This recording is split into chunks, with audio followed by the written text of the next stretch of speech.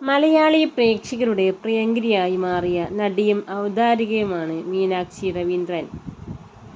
ഒരു പ്രമുഖ ചാനലിലെ പരിപാടിയിൽ മത്സരാർത്ഥിയായി എത്തിയ മീനാക്ഷി അധികം വൈകാതെ തന്നെ സിനിമയിലെത്തുകയാണ്. നടനും അവതാരകനുമായ ഡെയ്ൻ ഡേവിഡുമായി താരം പ്രണയത്തിലാണെന്ന പലതരത്തിലുള്ള വാർത്തകളും പ്രചരിച്ചിരുന്നു. പൊതുവേദികളിലെത്തുന്ന മീനാക്ഷി വിവിധ തരത്തിലുള്ള സൈബർ ആക്രമണം നേരിട്ടിരുന്നു. കൂടുതലും വസ്ത്രധാരണത്തെക്കുറിച്ചുള്ള വിമർശനങ്ങളാണ് ഉണ്ടായത്. ഇപ്പോഴിതാ ഒരു യൂട്യൂബ് ചാനലിന് അനുവദിച്ച അഭിമുഖത്തിൽ സൈബർ ആക്രമണത്തെക്കുറിച്ച് തുറന്നു പറഞ്ഞിരിക്കുകയാണ് മീനാക്ഷി. ഒരു പ്രമുഖ ചാനലിലെ പരിപാടിയിൽ അവതാരകയായി എത്തുകയായിരുന്നു. ഒരിക്കൽ പോലും ആ പരിപാടിയിൽ എക്സ്പോസിംഗ് ആയിട്ടുള്ള വസ്ത്രധാരണങ്ങൾ ധരിച്ചിട്ടില്ല. അതുകൊണ്ട് പ്രേക്ഷകർ എന്നെ മോശം രീതിയിൽ കണ്ടിട്ടില്ല.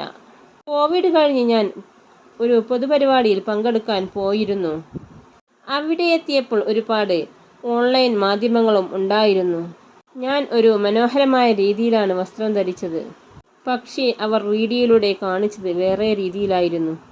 അതിനുശേഷം പല സ്ഥലങ്ങളിൽ പോയപ്പോഴും ഇതായിരുന്നു അവസ്ഥ. പലരും പല ദിശയിൽ തന്നെയാണ് എന്നെ ഷൂട്ട് ചെയ്തത്.